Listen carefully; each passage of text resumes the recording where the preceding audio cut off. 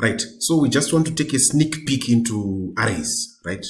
We just want to define arrays and just look at one example of an array, then demonstrate how the for each loop works, right?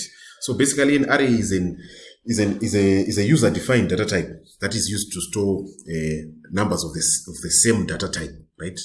It is used to store numbers or values. They can be strings of the same data type. That's an array. So it's user defined. So the syntax for declaring an array is data type,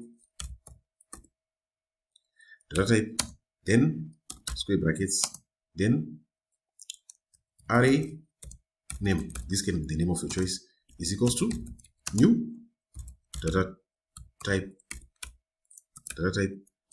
Then you write the number of elements, that you want in the array. The number of elements that you want in the array. Sorry, in brackets. So this is basically the syntax of the declaration of an array. This is how to declare an array. So we want to create an array that can have that can hold 10 numbers, right? That can have 10 elements, in fact, right? So we want it to be an integer, int, then then the array name, we can call it my array is equal to new data type, int, then the number of elements that we want. Then we close it with colon, right? So we want to enter these values. We want to automatically generate these values. Maybe using we can use the traditional for loop that we have to generate the values, right? Int I, maybe we are starting from 0, right? I equals to 0. Then the condition is that I should not be greater than 10, so that we have 10 elements. Counting from 0 up to 9, we have 10 elements. So we are not going to include 10. That's why we do that. We did that.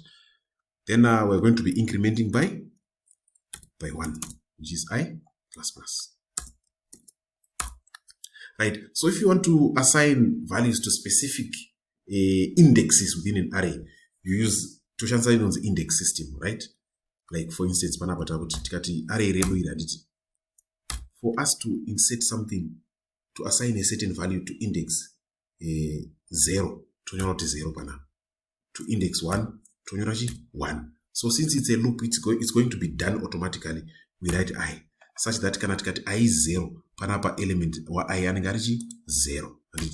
So if element wa I are element 0, which is the first element on the array, that the value that shares up at the first element of I is going to be I, which means 0 is going to be the first element.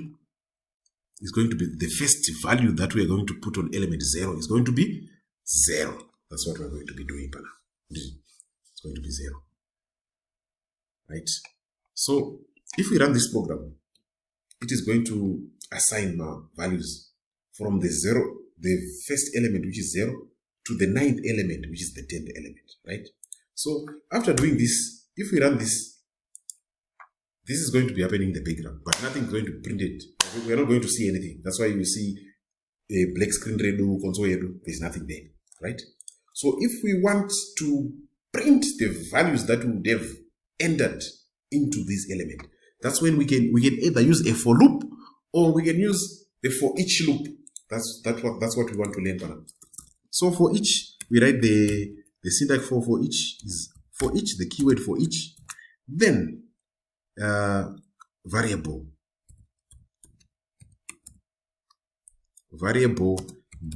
declaration. You have to declare a variable alongside with its data type.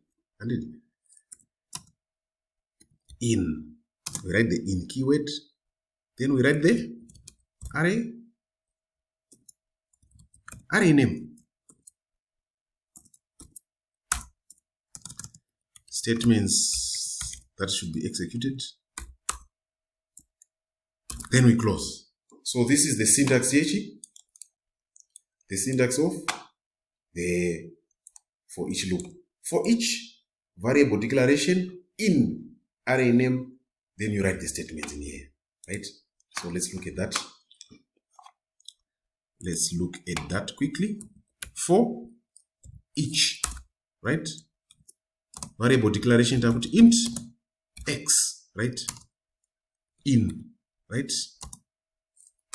Array name. We are done.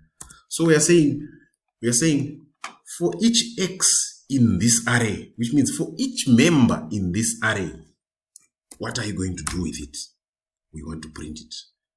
To print console dot write line. We want to print that x, right?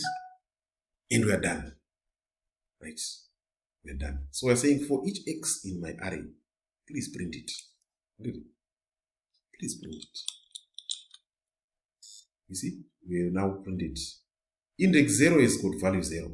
Array index 1 is got value 1. Array index 2 is got value 2. Up to 9. So these are the 10 elements that we have for this array, which has got 10 elements. That's how the for each loop operates. So we are done for today. Tomorrow we are going to be looking at arrays. We're going to have an in-depth lesson on arrays. We're going to look at array as a class. We're going to look at the functions that are associated with the array as a class, like sorting, reversing an array, all those things.